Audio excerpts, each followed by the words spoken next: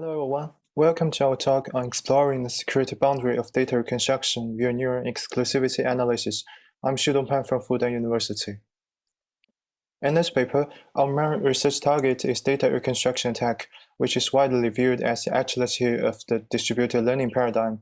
In such attacks, the adversary obtains the average gradient of a prior training batch, which usually consists of pairs of training images and labels.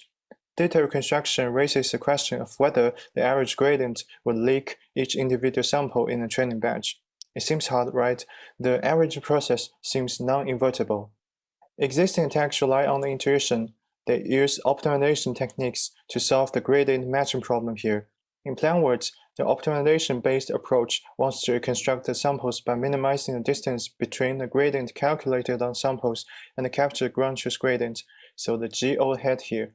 Such an optimization problem is well-defined because in distributed learning, the attacker is possible to know the model's parameter, architecture, and capture the gradient of the training batch in an open network, especially when he or she is the honest but curious server itself. From the pioneering work by Zhang et al. On NIPS 19 to the most recent work at TVPR 21, things only change on the choices of the distance metric between the gradients and the additional prior knowledge to guide the reconstruction. Besides, they would assume the knowledge of the batch size, which we find is unnecessary in our reconstruction attack. Optimization-based attacks find empirical success, especially when the batch size is as small as 8, and when the architecture is as large as ResNet 32.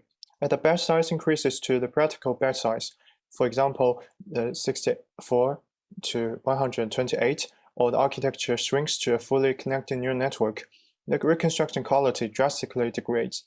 This conforms to our intuition and data reconstruction.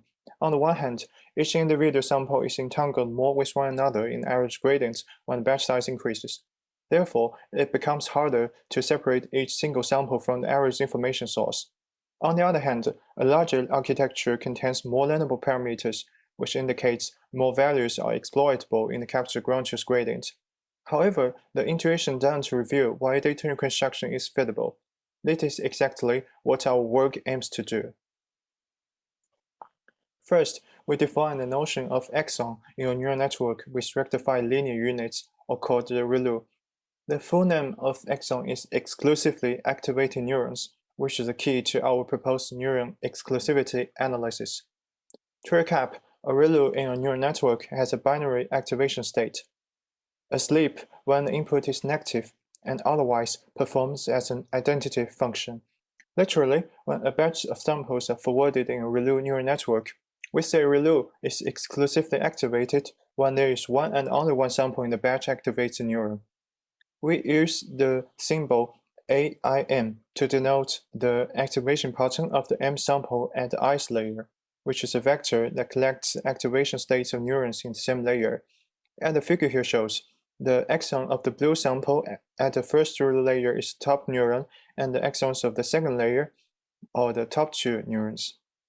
In our following analysis, we will also leverage an important property of ReLU neural network, that is, the backward signal only propagates along the activated path in the forward computation. Our work reduces the gradient matching problem to its essence, the gradient equation, where the left side is the calculated gradient of and the right side is the ground truth one. For an attacker who wants to reconstruct the training batch, he or she needs to solve the equation, and the optimization technique is just one approach. Due to the non-linear and the recursive nature of the f theta, so the neural network, the gradient equation is a highly complex non-linear matrix equation. The abstract form doesn't bring us many opportunities for analytical studies. Therefore, we prefer to first consider the unbiased, fully connected neural network, or called the FCN, and expand the gradient equation as is shown. As we can see, the gradient equation at the ith layer contains two nonlinear factors mainly.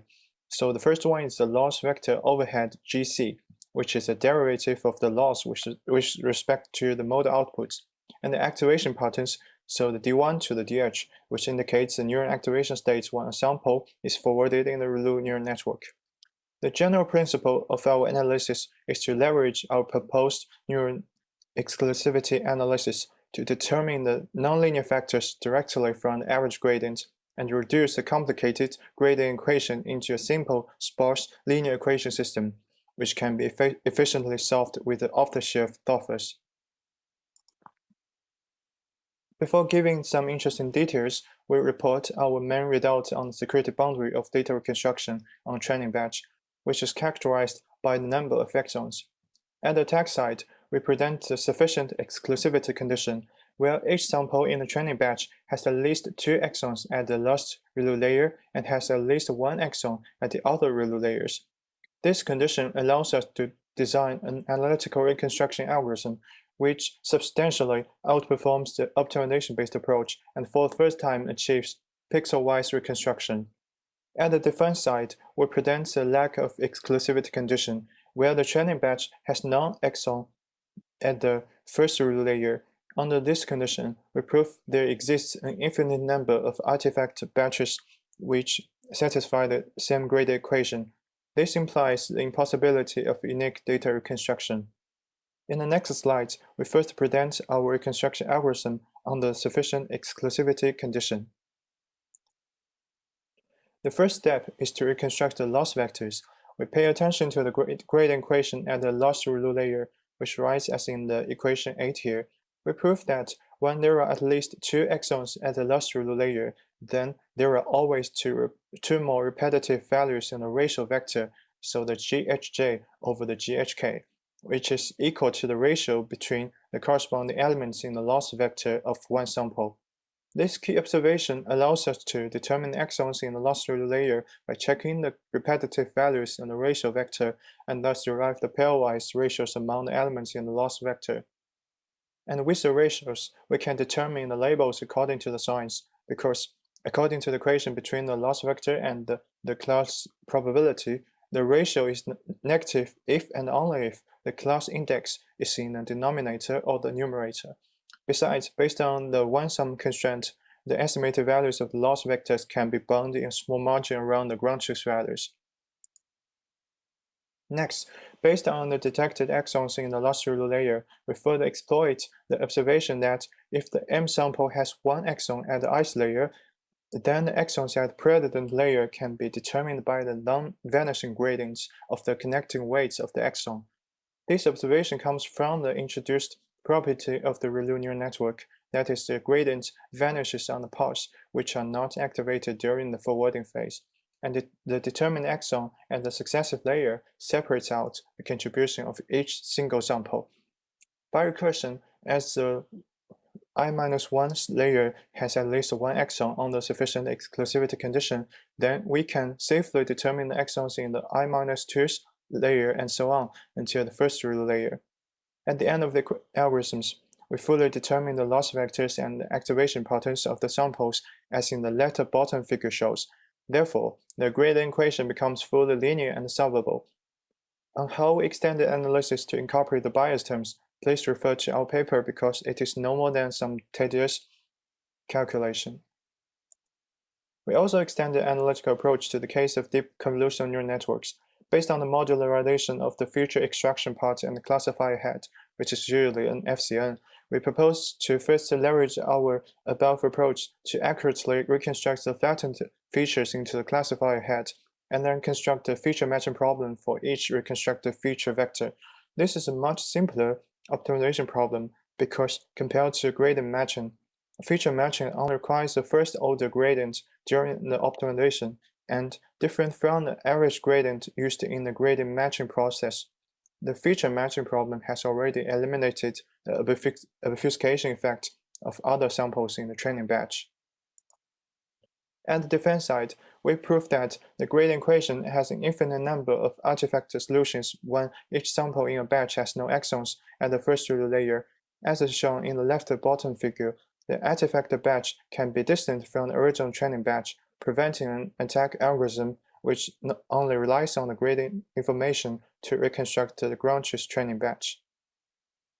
The observation also inspires us to derive a simple defense strategy, that is, by removing the ReLU activation in the first layer, which directly makes all the samples share the same activation pattern and thus none of exons exist.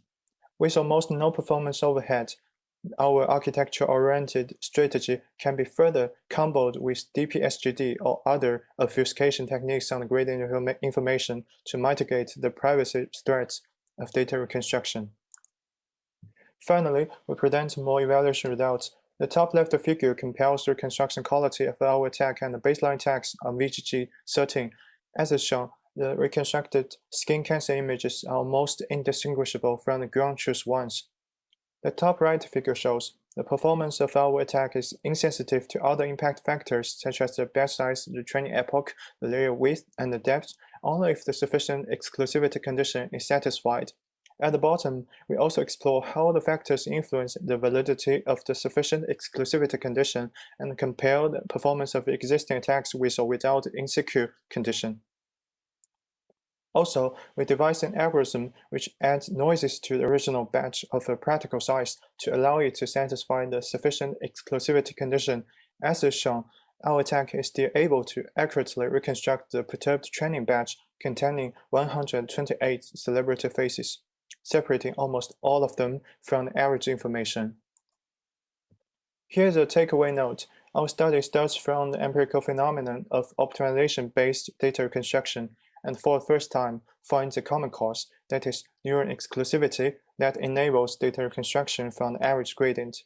At the attack side, we construct an effective reconstruction algorithm under the sufficient exclusivity condition, and at the defense side, we prove the existence of an infinite number of artifact batches for the same gradient equation under the lack of exclusivity condition. We tried, but there remained a space between the secure and insecure conditions, where the analytical property of data reconstruction is still unknown.